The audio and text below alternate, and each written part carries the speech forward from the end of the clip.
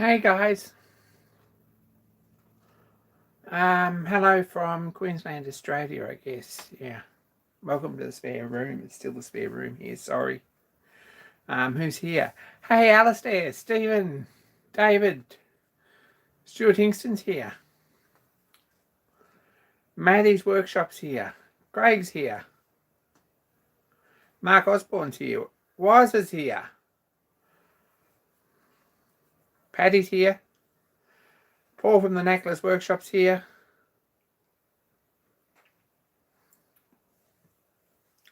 Kevin's here. Machine NZ.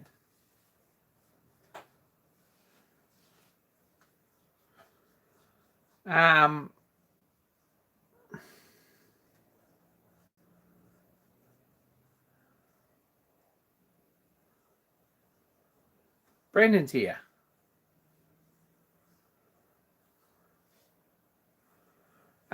I got a mess.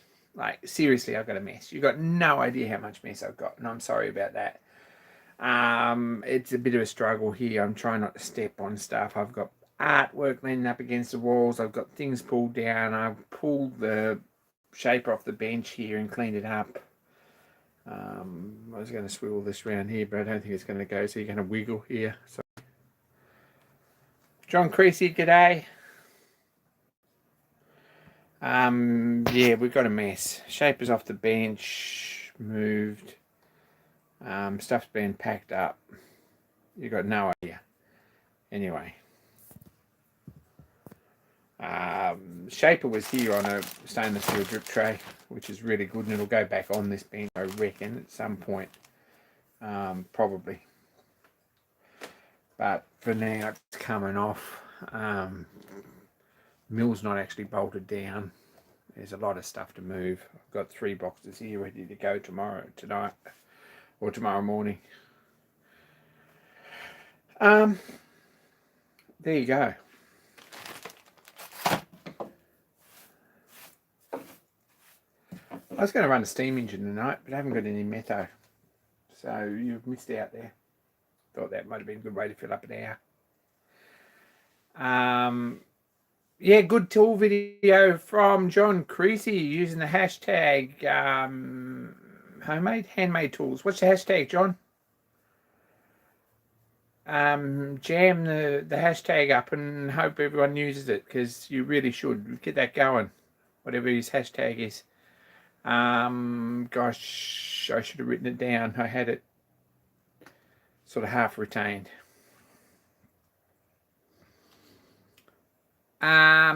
Do I have help moving? I will have help moving, but at this point I'm just moving a bit at a time. I've got bits here everywhere. Hey, Fridge.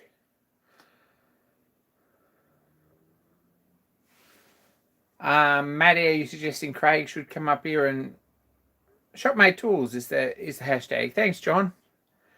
Shopmade Towels. Tag your video with Shopmade Tools if you're going to have a look at that. I might do one, but I'm not sure when. I'm going to try and get video on that out at some point.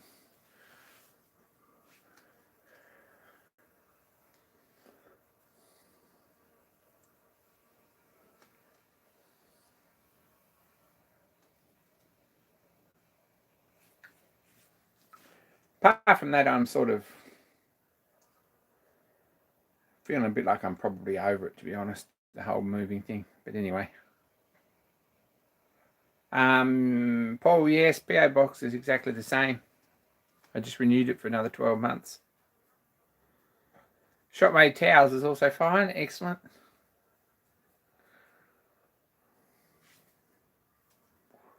New video from Stephen Lang. I haven't seen that one. There's another one from Andrew Whale, which I also haven't seen. Who else has got a video up? One from Chirpy this week. Saw that. Didn't see one from Maddie's workshop. Bit slack, Maddie. I didn't mean that. Hey, Bill. Missed you. Hey, Bill. Scrolling back through.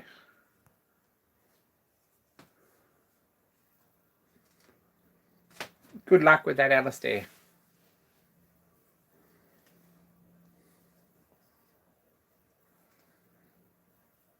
Matty's been fishing. Good on him. Got some mail. Don't know if anyone's interested in my mail. I haven't actually opened it yet. Matty's the least Slack machinist I know. That's about it. Yeah. Not Slack. This come today. Don't know if it's much good, to be honest, but we'll have a look. It might be all right. There you go. All the information. Not looking good. Bill, just get a beer.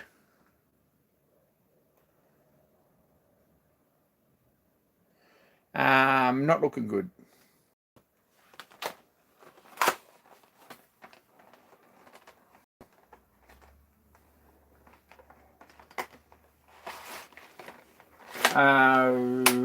If we have a look at the front of the packet, not giving us a lot more clues, to be honest.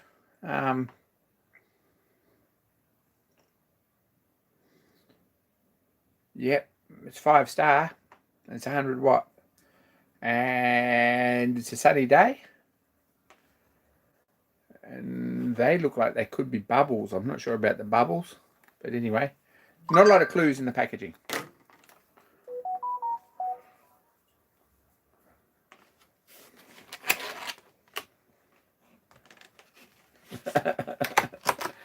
There's the rest of the packaging.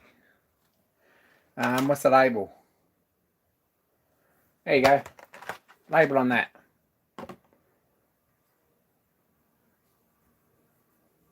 Still no information.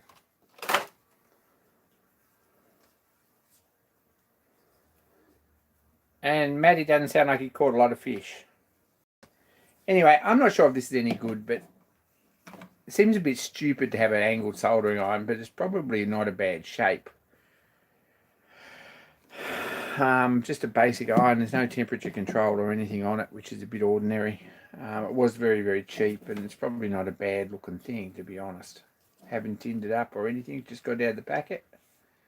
100 watts for that big bit doesn't sort of seem to be crazy hot. So that was the thinking behind it, because maybe it won't overheat.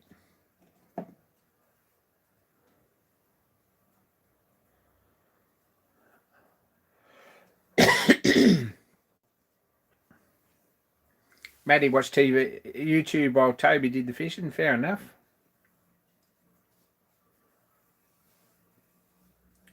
It's meant to be that angle. It's probably not a bad thing, actually, to be honest. But we'll see what sort of heat it'll put out and what it'll do. Actually, the handle looks reasonably well made. It's got a proper plug on it. It's actually earthed, which is kind of impressive. Yeah, I'm only slightly reluctant to plug it in, so we'll see how that goes. Anyway, soldering iron. It's for sheet metal soldering, probably. We'll see how that goes. That's the idea. But probably be all right. It looks like a half reason thing. Isn't the plug illegal? What do you say? Why do you say that, Kevin?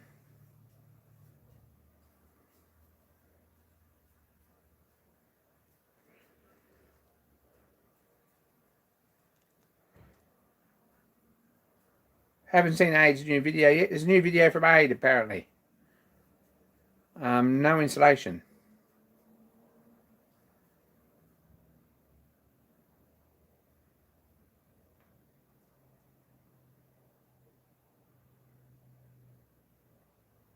Probably is, yeah. I wouldn't be surprised at all. Do you think I should shut them down?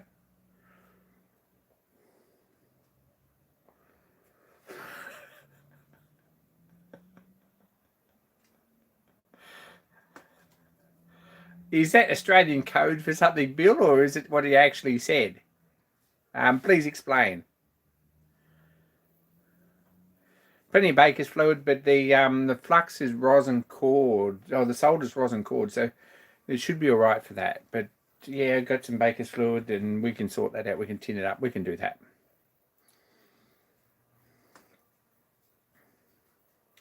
I don't think it is actually there, Tom, so it'll do. You could conceivably touch active while plugging it in. I think if it shorts the place out and blows a fuse, it won't be because of the plug. That's where I'm at with that. That's my thoughts on this soldering iron. If it actually does blow the fuse, it won't be the plug. But it looks like a half decent finished thing. I mean, the handle looks pretty good. The plastic looks pretty good. It's got a bit of a seam through there, but it's got half decent insulation on the wire. Probably right about the plug. It's got decent screws in it. It might be all right. We'll see. May not be able to tin it because of the whatever plating's on it, but we'll see how we go.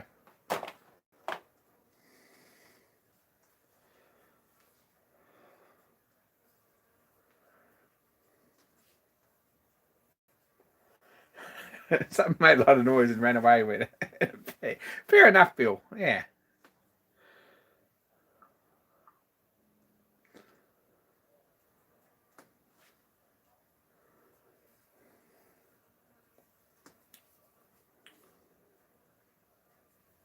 Hey, Eddie. Have I got a moving date?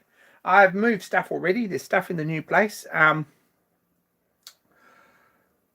Officially, I'm in there on the 1st. So there we go. That's 10 days away, something like that. So yeah, it's getting close.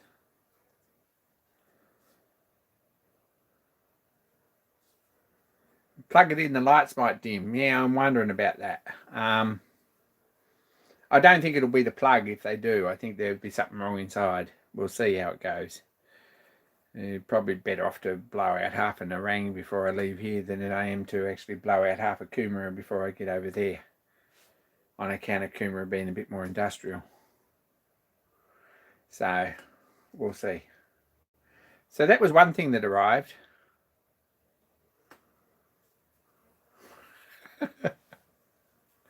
Bill, you're kind of drawing a lot of conclusions saying Bill lives in a place where there's a lot of local lovelies. Not sure about that. I meant to get this other book, but I saved it out of the packing.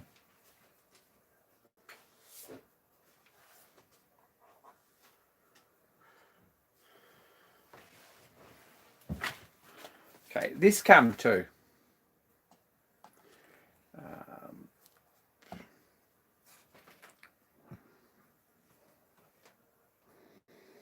I've been hanging for this book a bit, and it's a blurb book, of course, so it's printed on demand, which is, if anyone's self-publishing a book, don't do it that way because it's not the cheapest way to publish a book.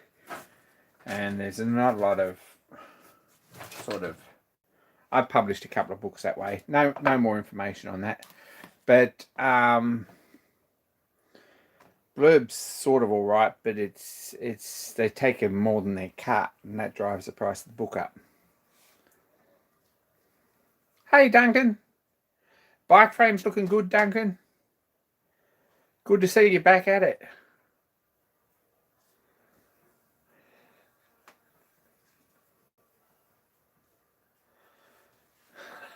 Matt, yeah, you're right. Might as well do it here. I know that the circuit breakers trip here, so we're good with that.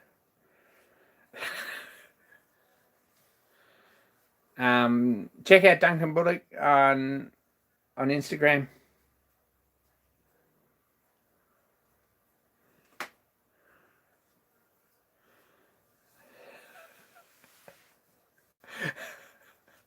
Bill, we get the feeling that Wiser's already been there, so you should be all right.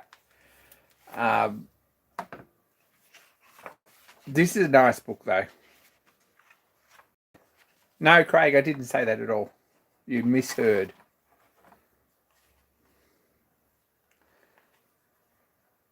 We'll get out and have a look at them in a minute, Craig, if you like.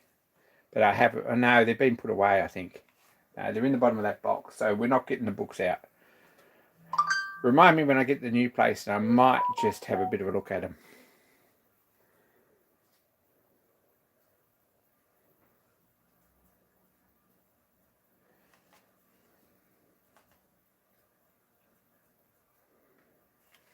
Anyway, this is a nice book. Antique French toy cars, 1850 to 1914. It's a particular interest to me, this subject. It has been for a long time, actually. I've got a lot of books on toy cars, but I haven't got this one. And this is about Bernard and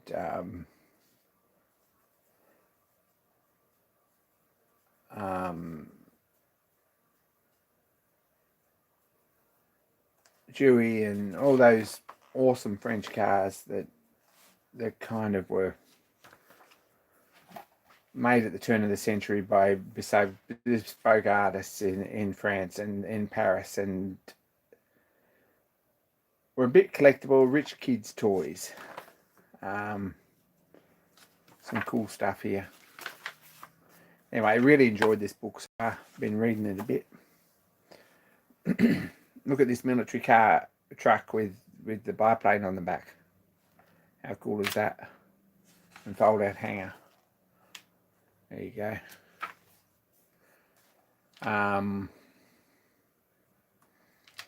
Some awesome military vehicles.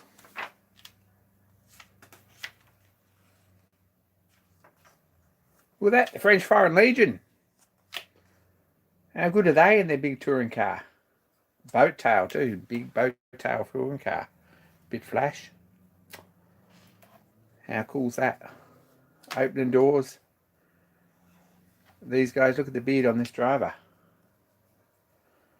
And a couple of officers in the back in their Foreign Legion caps. Very cool.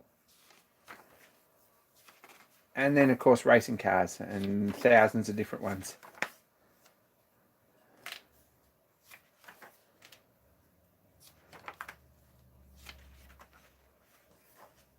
Very cool. Action toys. This one's called an automobile accident.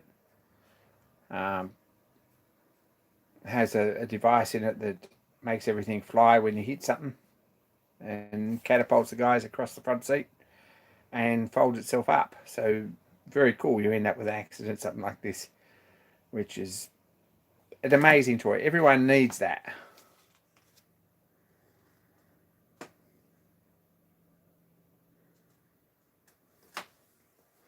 I'm glad you watched that, Mark. I really enjoyed that.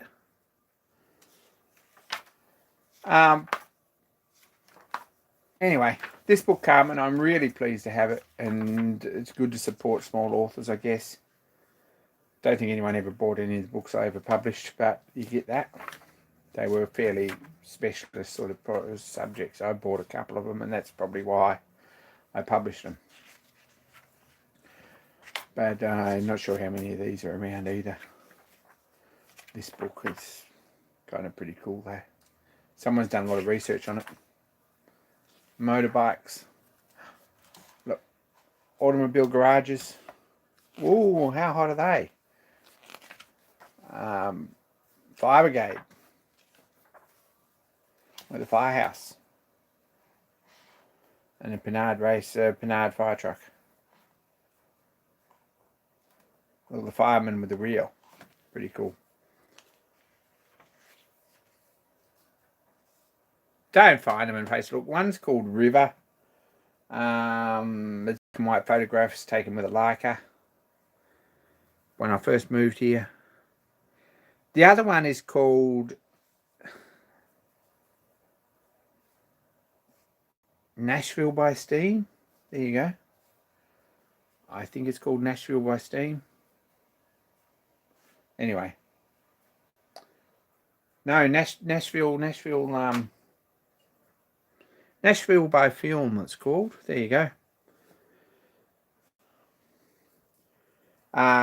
Was 36 rolls of film that I shot in Nashville in 2013, the first time I visited that particular city. And there was so much cool stuff, so I actually made a book about it. But it's a fairly large format book, and it's got a lot of, I think, pretty nice photos taken mostly on Ektachrome and cheap C41. There we go. And probably shot with my F3. Oh my God. Craig, you're crazy. Anyway, there you go.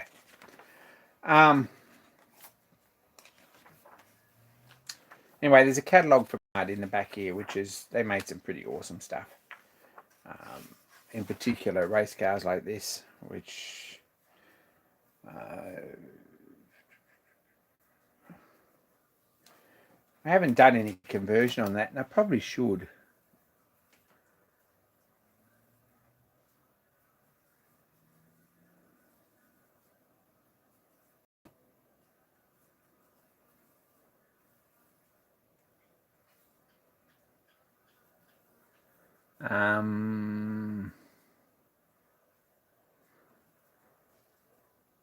One was 450. Now I don't know what francs. I guess four and a half francs for one of them, and four of them you can buy for 13 and a half francs. Now I don't know what 13 and a half francs was worth in 1910, but probably a considerable amount.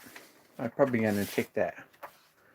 Anyway, so arrived anyway, so I've got that. I haven't packed it yet, but I'm really enjoying that.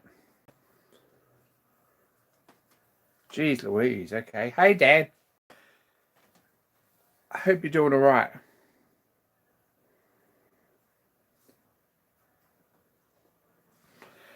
Paul, new workshop's fantastic. We've got a long wall with sockets all along. If anyone watched the video, there's heaps of power, heaps of light.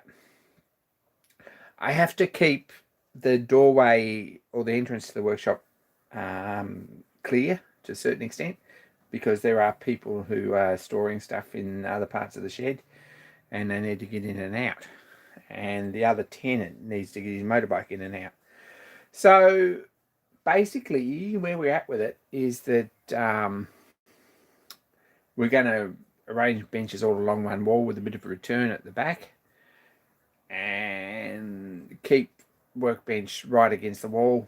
I mean 600-700 stick out, and as long as we need it. I think there's about 8 meters there, something like that, which is it's probably longer than that. I think it might be 10. Don't know. Yeah, it's probably about 10 meters there when I look at it, because I'm looking at 3 meters in here isn't much space. It's a lot more than that. So hopefully, and then there's a couple of big roll around benches which are going to be fantastic. So there's lots of spare, lots of room for things like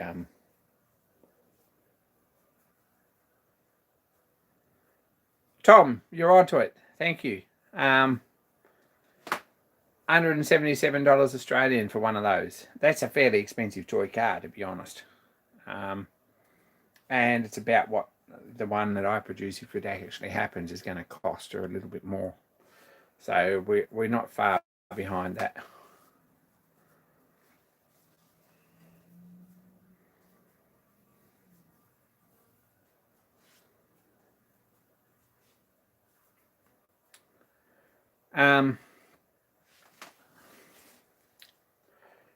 That's sort of comparable, to be honest. It's probably, you're struggling to make them for much cheaper than that, I reckon, even if you're mass producing them. So yeah, the new workshop's going to be laid out a bit like that. There's 2 big tables. That's like Greg's bought actual cars for less than that. That's fair enough. Probably have 2, to be honest. I know I've bought motorbikes for less than that. Anyway,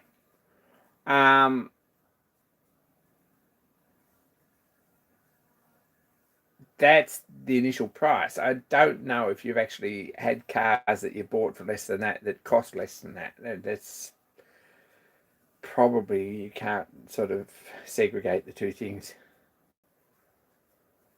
Those would have been old French francs. Okay, Paddy's the expert.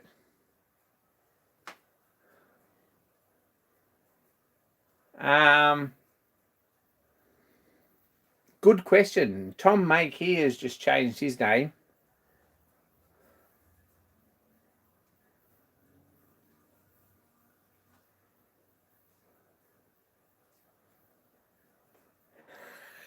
Mark Asper's got a long memory. Magnets don't count. Yeah. Paddy, 150 French francs in 1900 would be 650 Great Britain pounds now. So, what's that? 1,000 GBP is 650 GBP is about $1,000. So 150, 15 is about $100. So it's probably about 70 or 80. Yeah, okay. Interesting. Thank you.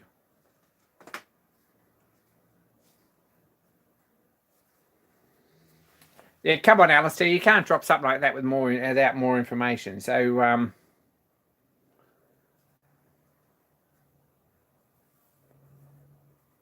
yeah, Swiss francs are always strong.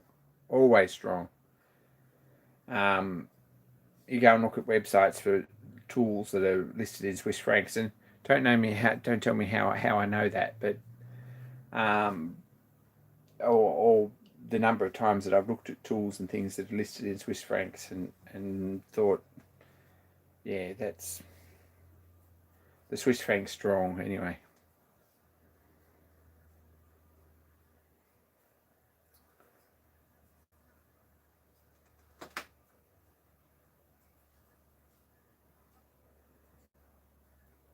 Yeah, I don't know. I wouldn't mess it up too much. I don't know. I'm sort of honestly, I really don't know. I think I'm going to continue with spare room machine shop until the 400's going, and then I'm going to make some new stickers, and then we may have a name or a rebadge. I'm not sure, but it could be another 6 years.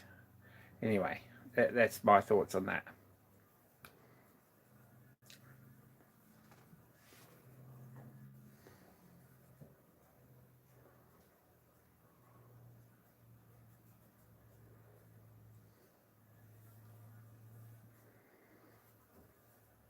Why am I not getting some of the chat? That's a bit stupid. There we go. Probably already do merchandise. No one's ever asked me. But anyway, there we go. Antique French toy cars, awesome book. Fancy going to the shop and finding these. How cool are they? Cardboard boxes like that with fold out fronts, all painted inside like garages and things like that. Yeah, pretty nice. Clockwork, all the gear, electric light on some of them, fairly expensive.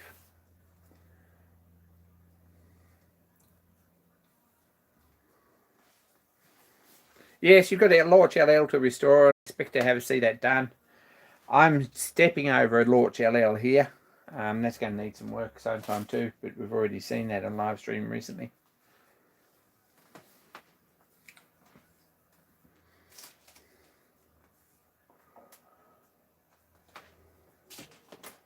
What else?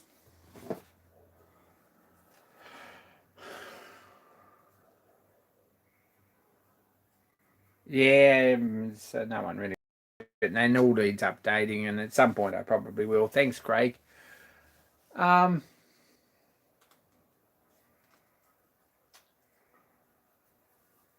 know what else. I've got a fly in here, which isn't doing me any favours at all. I think I had the door open for a bit. Very unimpressed.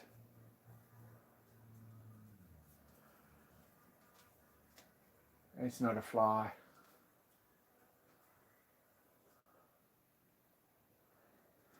That'd be a wasp, just so you know. I think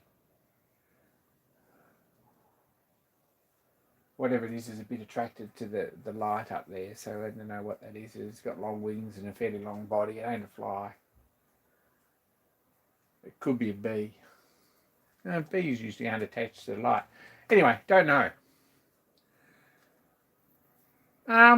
Got stuff to move. Now, does anyone want? Here we go. Here's a for sale thing here. It could equal larger machines. At this point, it's not going to, Kevin, to be honest.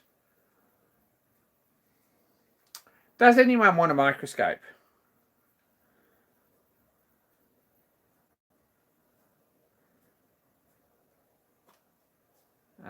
That's where we're at with that. Got a microscope, a bit of a story to it. But anyway, I do have a microscope.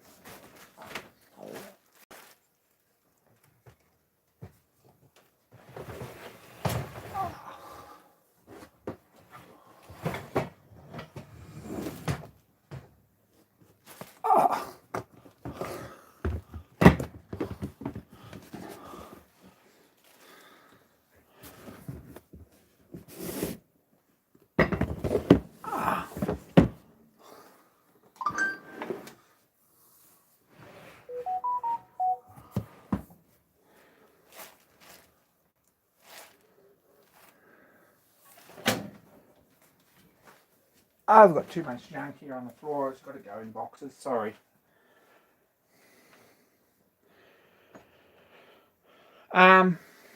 Inside this Pelican, this is a knockoff Pelican, this one. Hang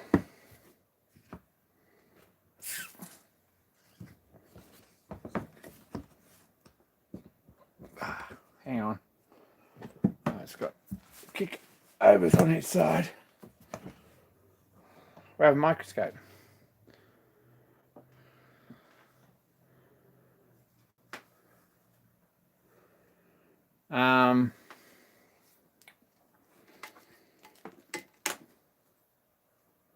This is a pretty good scope.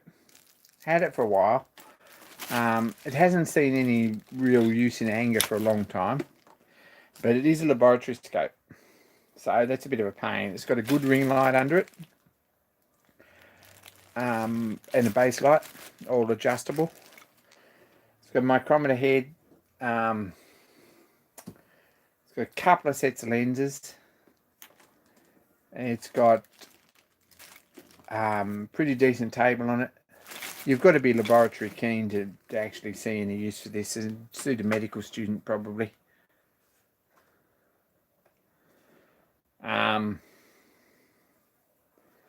This was something I used for work for a few years, but nowadays, no. Don't know what it's worth. Haven't got a clue. If someone wants to swap me for something, I'd be pretty happy. I guess it'll go to the new workshop. It's a seriously heavy lump of stuff. It's Zeiss. I'm not even going to get it out of there. It's a Zeiss. It's a Netta. No, it's a Jetta Icon. Not sure. It's a Zeiss anyway. And it was top of the range. So sitting here not doing very much. And it's in a waterproof box.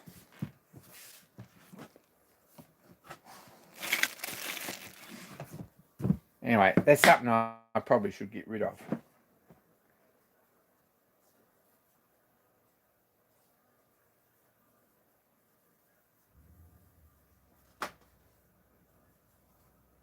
What sort of magnification is this? Is about 100 times, I think, something like that. 100, I think it's 160 or something like that.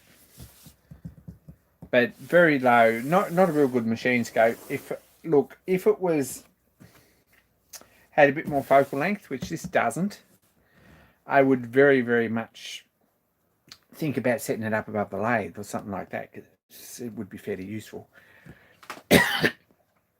But the focal length on this is about 10 millimeters, which is not really enough. So at this point, not really a good option. The boom microscope from China seems pretty good. I've been a couple of friends who actually own them and use them for work, and they seem to be a pretty good scope, to be honest.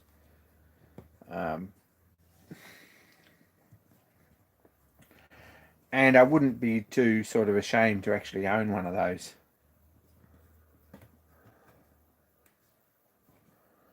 But is that locked? No, it's not. I'm going to open that again and just make sure there's a bit of positive pressure inside that case so nothing gets in there. We'll tighten off the airlock and then lock it up. There we go.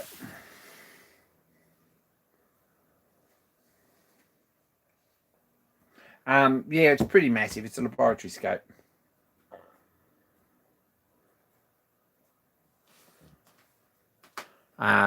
At some point in the new workshop, I'd love a binocular scope, but probably things like that will happen more likely to happen than new machines or bigger machines, to be honest. I don't mind doing small work, but I'd like to improve the quality of the work I do, if anything. So there we go. It's a Pelican box with a microscope in it. I'm not going to put it back up there on the shelf.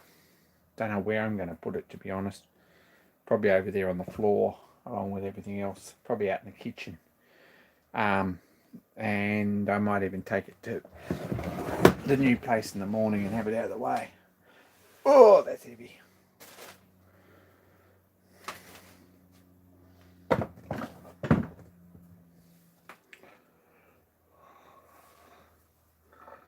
So, yeah, it weighs a ton. Being it's ice, it's all cast iron. It's a pretty solid machine. Anyway. What else is up there that's really got to go? I've got 1,000 books. None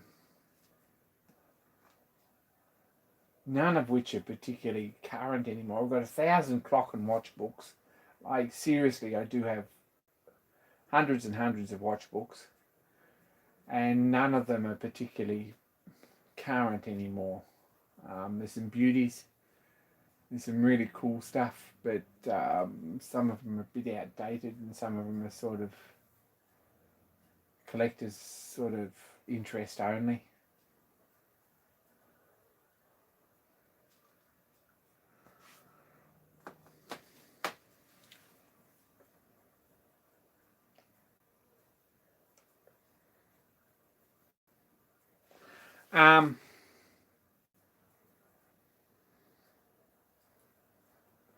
Well, so I've got other project books and things that I really think there's 1,000 projects here and 1,000 things I'd like to do.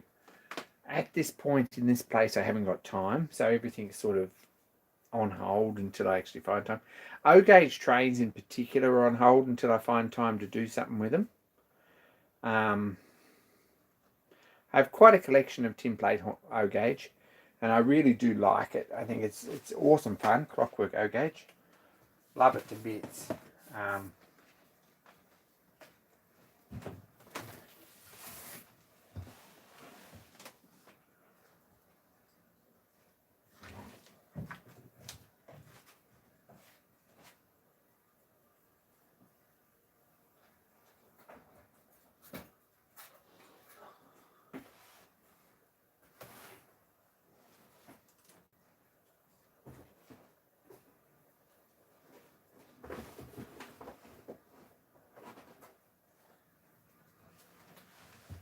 We're in the middle of packing that up.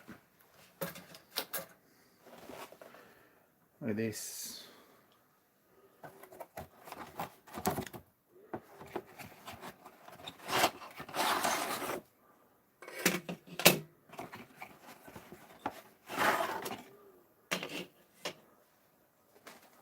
How cool are these? Maddie, congratulations.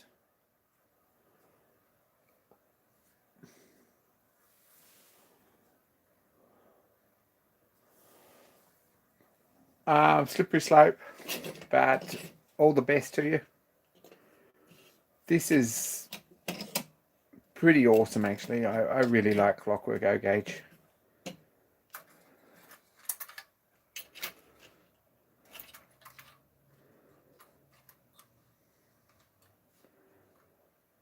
And I have a collection of it. Some of it's in good condition, some of it's not. That one's a bit tired.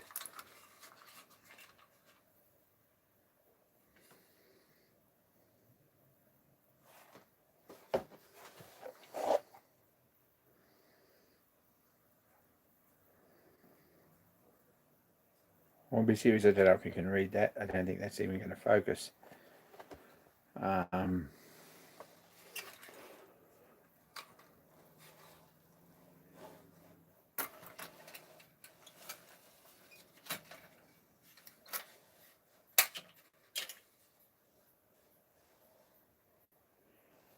of that. Love tin plate. But anyway.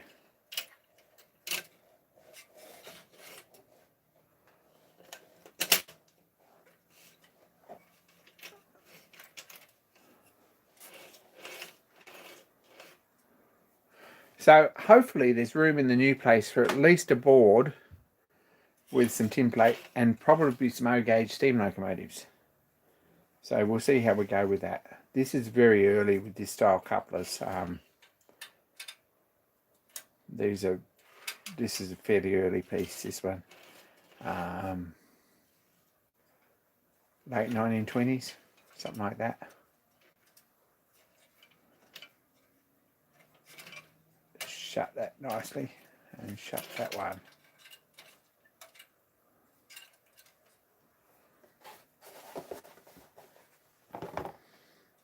Look, O-gauge is big enough to be sort of fun. Got proper door latch. And this one here, if we lift this up, it's got a proper bolt on it, which locks in a hole here for a cattle wagon. It's pretty awesome.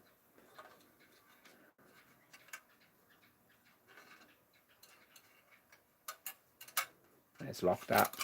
Same on this side. This one locked.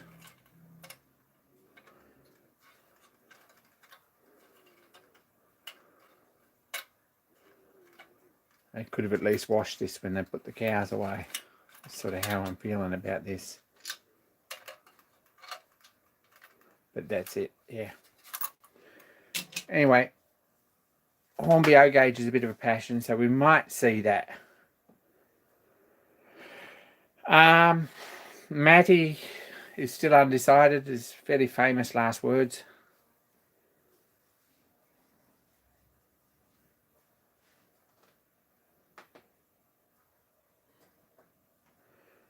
Fully expect to see the first part of a series in the next fortnight.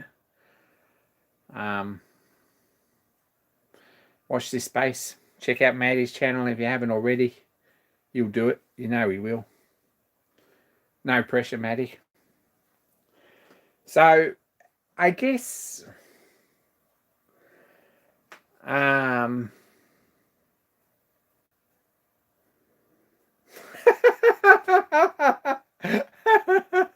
That's a pretty definite no, Matty. Anyway, I'm teasing you.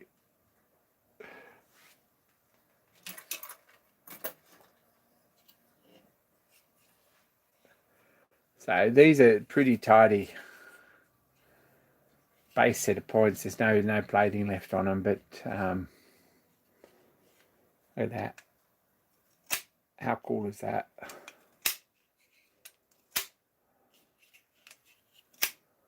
So I'd like to have at least a circular track with some sidings on it actually screwed down. I've got lots of buildings and lots of really, really cool.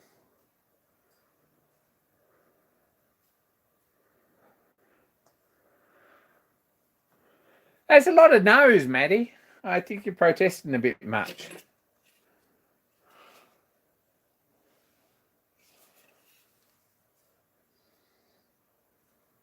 Hornby made in England by Meccano.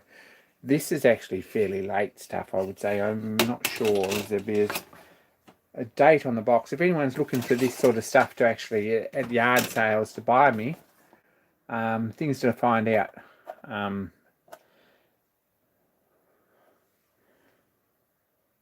If it's got a box, there's a date there. It says 349, so 1949. That's post-war. So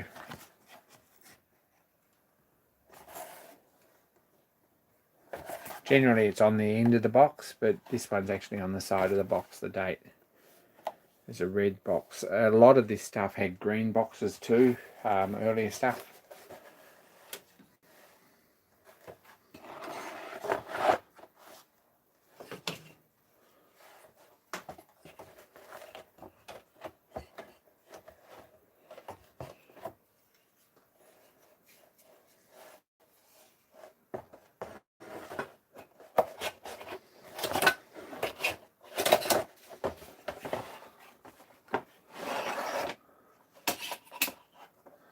These need to go together like that, or they don't actually fit back in the box.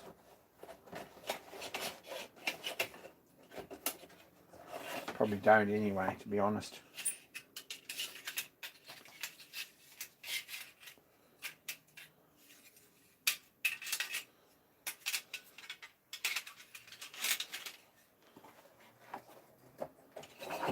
I think we've got it.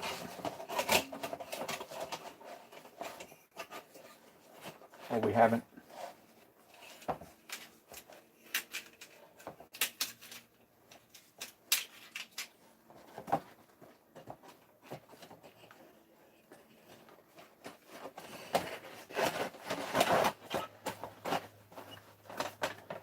Anyway, messed around with that enough.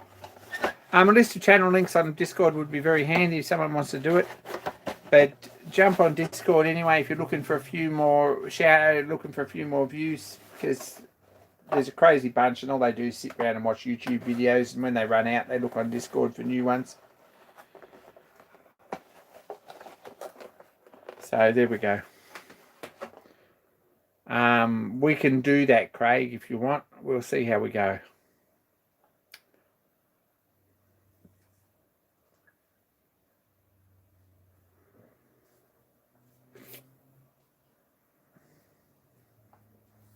So who's there? Scott. G'day, Scott. Check out Scott's channel. He's renovating at the moment, poor guy. But it's looking pretty good.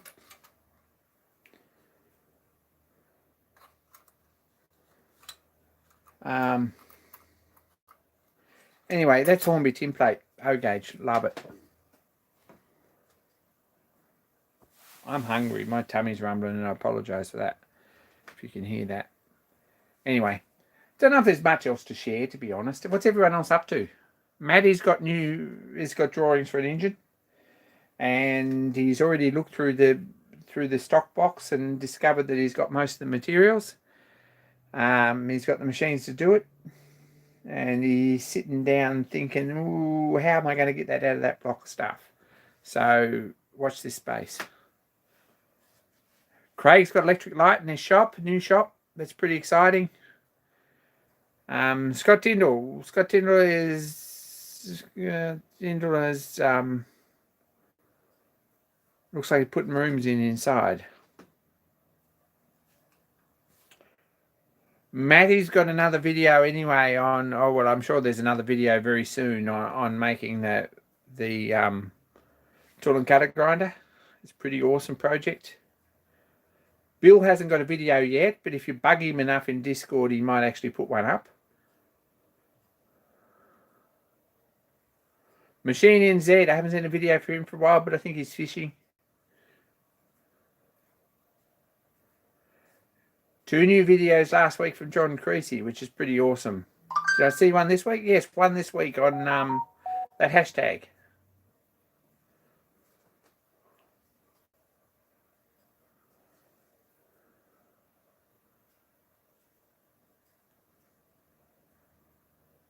Didn't see one from Alistair, but I guess at some point one will turn up. I didn't see one from Tom Make here. But I believe that we promised a new video on his second channel. So if you haven't seen his second channel, go and check that out too.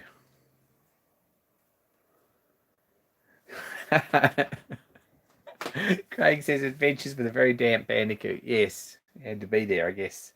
Unless you're the bandicoot, then it was sort of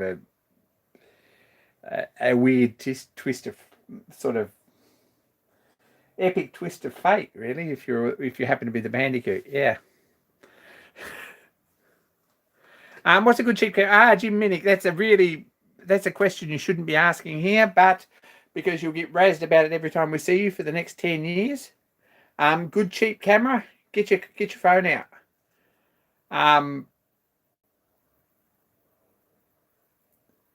Get your phone out. iPhone or a Samsung or something like that.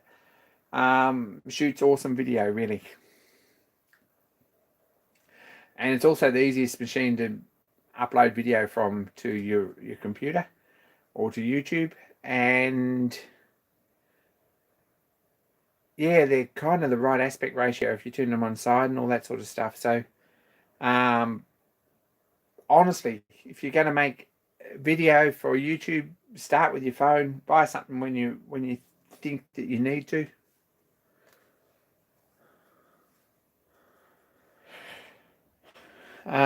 But honestly, the secret to making a YouTube channel that works is to actually get content up. I'm not good at that, which is why I'm sitting on 6,940 subscribers, which is pretty poor.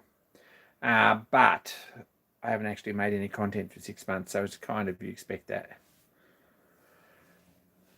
So the secret is to make good content, and if you want a big channel, is to edit it properly.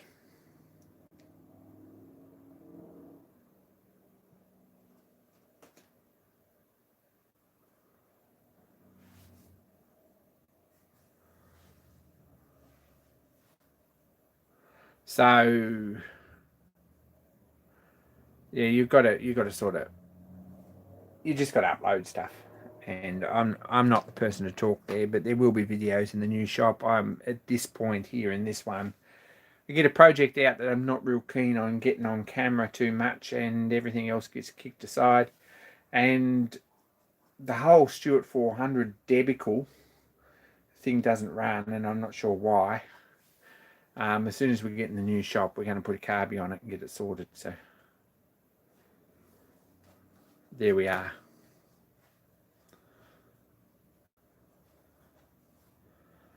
So anyway,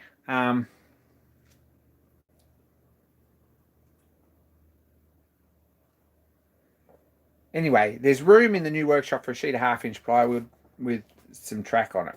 So you might see some clockwork trains running, and I'm really excited about that. That's probably more excited about that than anything. There's also room for a lot of artwork. I've got artwork here everywhere. I've got like my own artwork and friends' artwork and photography and stuff here everywhere. And to be honest, there's not much spare space on the walls. So it'd be good to get some of that hung up again and probably make room for some bigger stuff. And it sounds like I may even have a go ahead for a bit of a mural on one wall, which is a bit exciting. So, yep, new shop, Scott. New shop's happening. A bit exciting. Anyway, today at work was pretty quiet, which is a bit sleepy. Really didn't do me any favours. Ended up, yeah, really struggled with today. But anyway, tomorrow I hope it'll be a bit busier. I've got a couple of boxes to take across in the morning, I hope, at this point. We'll see how we go. Have I heard from Malcolm? I said hello a while back, but it's 3 or 4 weeks. He seems to be coming right. He had the jab, and that didn't help him. But anyway, that's Malcolm Lincoln. Go and check his channel out. There's some pretty good videos there over the thousands of years that he's been on YouTube. Are I making O-gauge steam? Yes, I will be.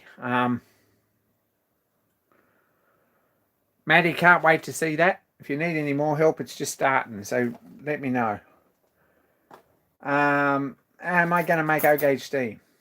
Probably. I've got 2 O-gauge steam locomotives I'd really like to finish. They're sort of crappy designs, to be honest. They need a bit of TLC and a bit of messing around to actually make them work.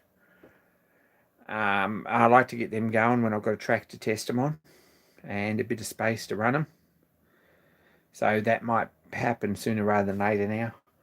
I've also got a kit, O-gauge locomotive kit. I was looking at that, sort of do a view of packing it up here this week. So I've got a fairly complicated English steam locomotive kit that may or may not happen as the next Patreon project when I finish the 400. So that's where we're at with it.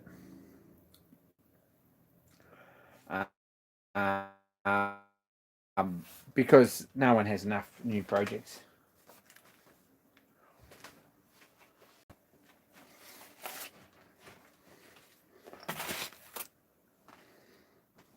I bought this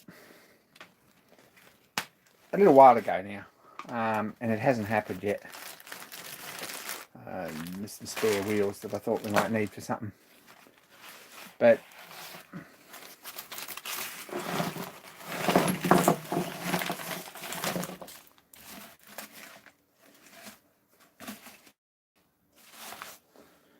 as you twist my arm, we'll talk about this. We've got some wheels. How awesome will that look? We've got a couple of cylinders. Gosh, they're tiny. It's going to be fun. And we've got some valve covers, which are also pretty tiny.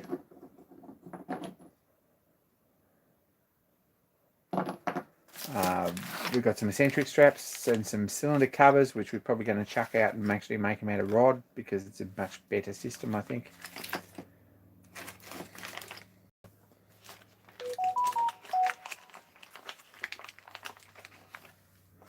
We've got some pony truck wheels, which are tiny. And we've got some drivers. We've got some tender wheels, which we're excited about. And we've got some laser cut parts.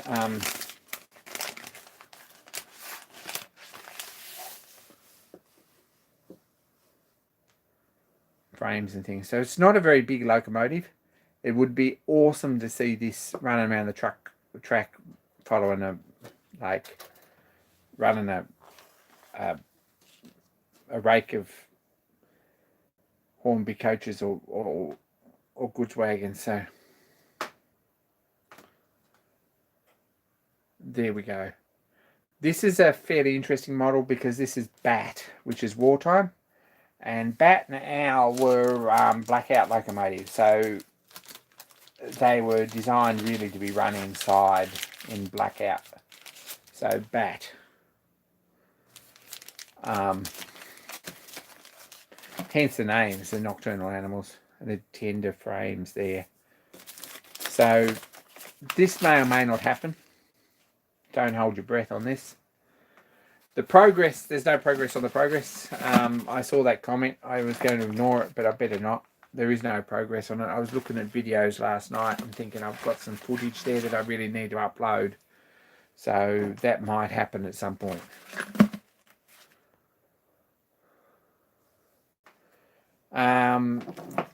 Yes and no, Scott.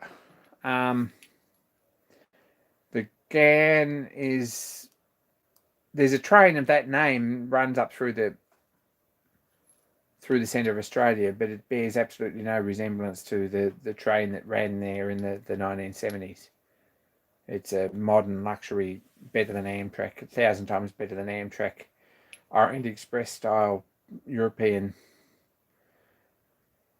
tourist train. You can go on a cruise, or you can go on the train up through there and stop at Alice and have a camel ride and all that sort of stuff. It's pretty awesome.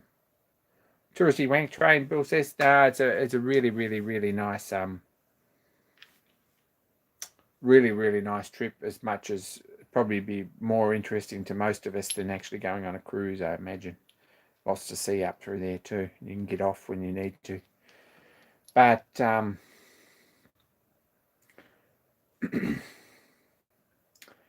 the GAN was kind of pretty ordinary narrow gauge railway up through there. Was it narrow gauge? Broad gauge? Narrow gauge, I think. Fairly unreliable railway set across the stand. Really is a branch line on Australian branch line, and it wasn't a particularly good system of getting away, and it didn't. Anyway, good night, Kevin. Good to see you. Take care. Anyway, this is BAT. BAT is 0424 or 440 schools class Southern Railway locomotive, and BAT will probably at some point materialise, but don't hold your breath on any of these projects. If I can get the 400 running. Oh, thanks, Scott. That's really nice of you. If I can get the 400 running, I want to get some of these projects started and going. But until that point, I feel a bit like just leaving that on the shelf and doing something else is not really the answer. So try and sort that out.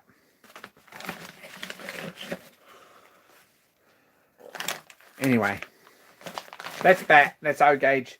It's good fun, and if we've got a track, that might happen, but it hasn't happened yet because we don't have one. And there's two others that we've got rolling chassis for there that haven't happened either because we just don't have a track. But they will run nicely on Hornby track. They're actually London North Western Railway. Does that sound right? Tank engines. For some reason I'm building two of them, but one of them might get completed.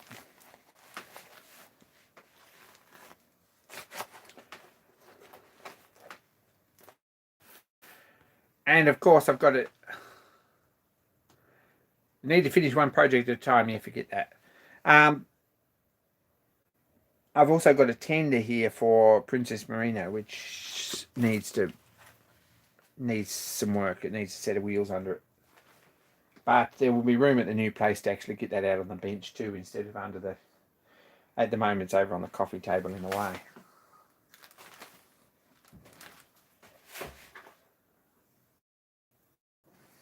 Anyway, that's what's happening here. Didn't mean to talk about new projects today. Really, that just happened, and I apologise to anyone whose PTSD's kicked in because of it. But mine's certainly starting to.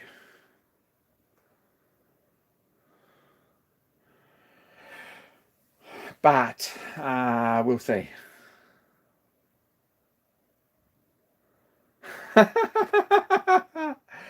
Look, if we're going to go there, Craig, I know you all want to go home because you've had enough, and we are up to an hour. I've actually just pulled this off the bench, so it's just sitting here. It's also really heavy, but it's not as heavy as the Drummond cutter grinder. Here we go. Why are we zoomed right in like that? Can we zoom out? Sorry, no, it doesn't look like it. Someone's pressed the wrong button or bumped it. Don't stress too much about that.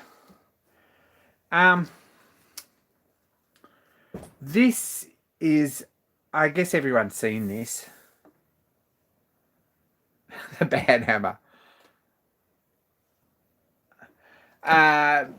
This is actually, it's a Drummond hand shaper from about 1907 as far as I can make out. There's no real serial numbers on it because of reasons. The reasons that this is in Australia with a different manufacturer's badge on it and no serial numbers is because the Drummond brothers actually toured here on holiday because they had family here and come quite regularly. And to fund their trips, they would put a crate full of these away in the hold of the ship they were travelling on. And when they got to Sydney or wherever they were going, they would go around and hawk them to all the manufacturers and they were either factory seconds or they were put together with other bits or they were put together in the backyard after hours because it was basically a funding for the boss's holiday. So not very many of them have actual serial numbers on them. This is a Mark II Drummond shaper as quick as anything, but there are some real differences with it. Like it's a little bit different to Mark II in some ways. And some of its features are still Mark I, which is a bit unusual. And it's actually badged HP Gregory and Company, Sydney Machinery Merchants. And they must have bought it off one of the Drummond brothers when they were here in Sydney on spec to actually sort of flog it.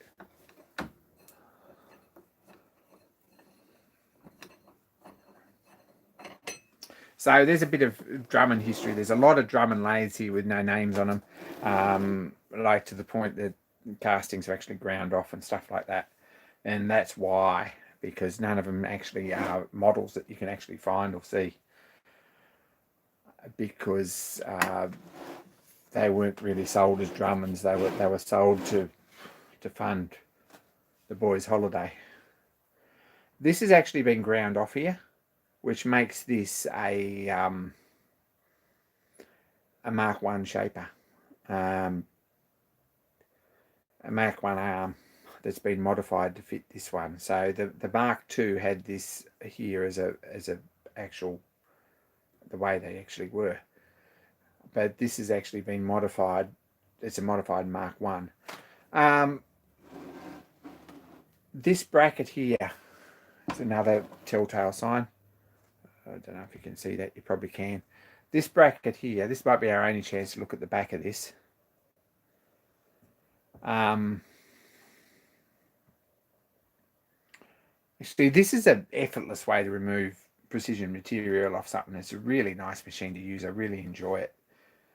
But this bracket's actually bolted on, whereas the Mark II was actually solid. I don't know if anyone's even particularly interested in this, but just some of the little things that make this a bitzer machine is fairly interesting. Screw this handle back in.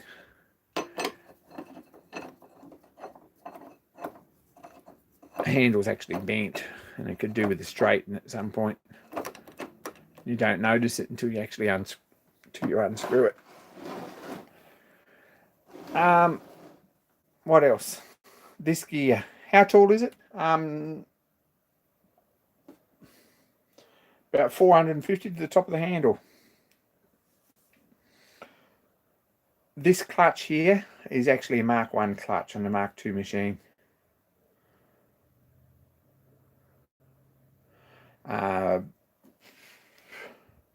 It's got a reverse selector and a clutch on there. This gear needs remaking at some point.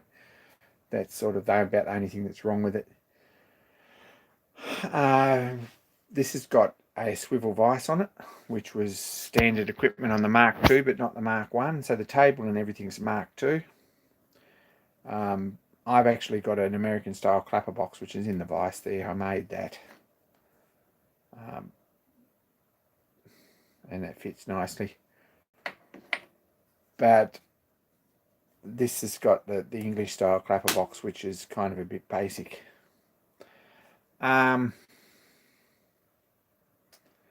Average depth of cut, you can take about 20 thou material off with this, 25 thou, and by that I mean 10 thou by 15 thou, or 5 thou by 20 thou, or 20 thou by 5 thou. If you add the two dimensions on the cut together, you'll end up with about 25 thou, and that's fairly comfortable with that. So for you shaper guys, that sort of probably means something. But Drummond's, they only made, I think, genuine Drummond shapers. They only made about 117 or something like that. There wasn't very many of them. It's a pretty rare bit of gear. They didn't make very many, and there is probably 20 or 30 of them out there in South Africa and Australia and other parts of the Commonwealth that aren't badged Drummond, because they weren't actually Drummond machines. They were put together as kind of as bitzers to sell to the unsuspecting masses on consignment to fund holidays for the Drummond brothers. So there we go. Anyway, take care, Scott. Good to see you, and thanks again, and really appreciate that. But this thing will handle 25 thou cut, no problems at all. If you're taking 1 thou, 24 thou cut if you're taking 1 thou cut. But 10 by 15 thou will handle. 15 thou deep, 10 thou at a time. It's a bit strange in the in the advance mechanism. Don't know if you can see that. The way this works on the handle here, when this comes backwards and forwards, this pulls this lever backwards and forwards and advances it. So what you've got, right,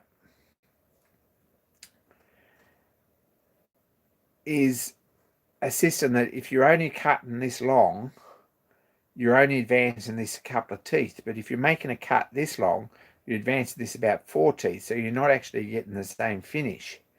So that's a fairly interesting sort of a thing there, the way that works. It's a bit of a pain actually, but it takes a bit of getting used to. It's a little bit interesting. So this is off the bench again. This has been bolted here for a long time, and I use it for quite a few jobs, but generally I haven't really filmed much on it, really, to be honest. And if I want to flatten something out or take the top off a casting or something, this is usually the best and easiest way to do it. It's a pretty awesome machine, and it's quick. Anyway, that's the Drummond Brothers shaper as imported or as bought on spec by Gregory with no plates on it, and they put their plate on it. Gregory's were a big HB Gregory made air compressors and big plant equipment in Sydney and sold it. Length and stroke, bed length is, or bed travels about, they say 7 by 7. That's what the specifications say. 7-inch is a 7-inch scraper. It's more like a 5-inch scraper, or a 5-inch shaper. And to be honest, if you're taking 10 thou off a plate 5 inches by 5 inches on this shaper, don't, because it's a lot of hard work. If you've got a piece inch by inch, bit of brass, needs finishing off at an angle or cleaning up, or old casting that needs cleaning up or something like that, it's fantastic for that sort of work. Like, it really is. It's easy and quick to use. So there you go. That's the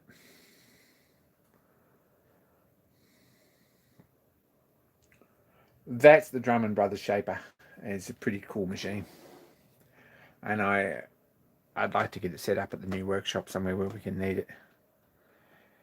Needs a cord hanging out the back. Yeah. So Craig's been on the case about this, and I have actually drawn some stuff up, and we have talked about it, and it's probably unlikely to ever happen. But what I would like is a system with a ball joint on this handle here, where this handle screws in, which is the shaper handle. It's got about a 18-inch handle on here with an knurled end.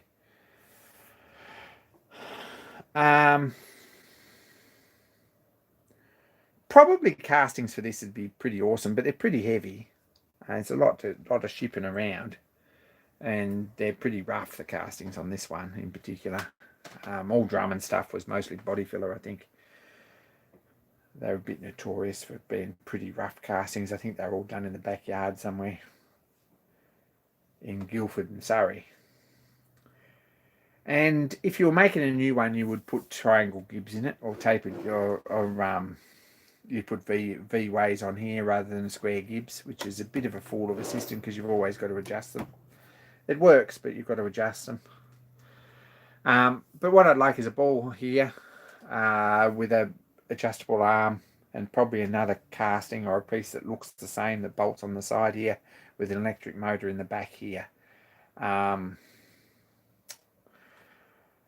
Running across here with a gear to run a big ball gear with a ball joint and a crank, basically, to operate this backwards and forwards, so it's adjustable in and out, with a Whitworth crank, so that you can adjust the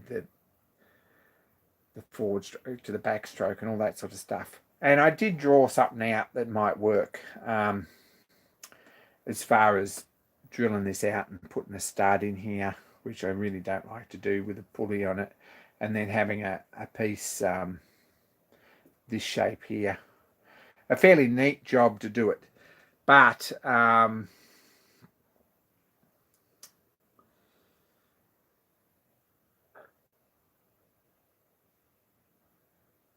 with this gib, these gibs, the square gibs, or it's actually an angled gib in the top there, is a fairly interesting sort of a thing. Don't know if you can see that. You probably can't. You can see it move in there, the gib. If you have a look, it's a triangle or an angle gib there, side and face, and that's what adjusts this down. There's a square, just a straight gib in the other side, but this one gives us our adjustment here as well on these screws and on these screws here. So what you've got to do is adjust this every couple of hundred strokes, because it's not a particularly reliable system. If you put studs in these with lock nuts, it might be a lot better. And if you're going to put a motor on it, that's probably what you do. But anyway, this is unlikely to happen, this project. The trouble is too with putting a motor in is it cover up this lovely HB Gregory plate, which should be a bit of a pity. Anyway, that's the Drummond shaper. I call it a Drummond shaper because that's where it was made. Drummonds and Sons, or Drummond Brothers in Guildford in Surrey. Is that right? Yeah, I think it could be. But it's actually a HP Gregory, which is Sydney, because there's no actual signs. There's numbers on it, but they're only casting matching numbers. There's no actual serial number on this machine. But if you know all about it and all the features, you can sort of date it to about 1907, which is the same age as my Launch LL.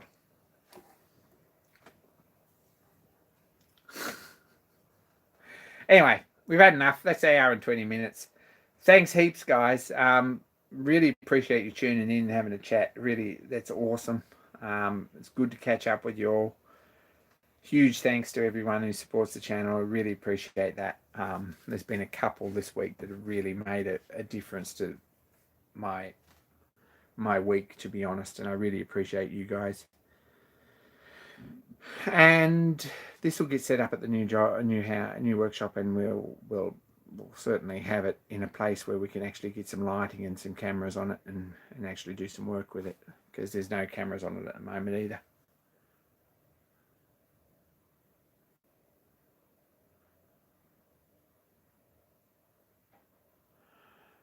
Paddy, bandicoots ain't dangerous, just so you know.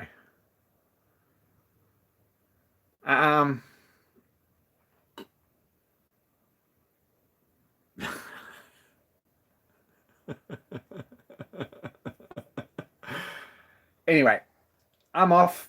I'm probably going to have some dinner. I'm going to sit on Discord for another half hour or so and go to bed. Really appreciate everyone, and thanks. There'll be more soon. Next week we're probably still going to have a live stream here, but we're going to have a much emptier workshop. And the week after, maybe at the new place, but I'm not promising. Anyway, there we go.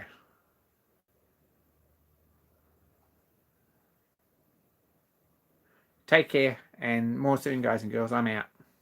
Be kind to each other.